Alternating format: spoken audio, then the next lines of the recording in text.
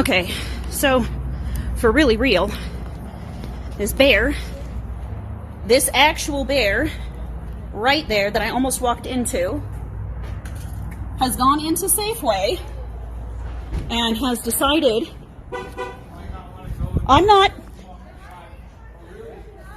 has decided that he's gonna go shopping.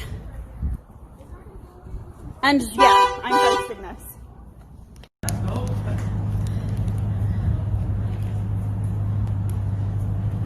I was on 50 totally with my high beams on the whole time, hoping to not hit a bear. Oh, yeah, nice.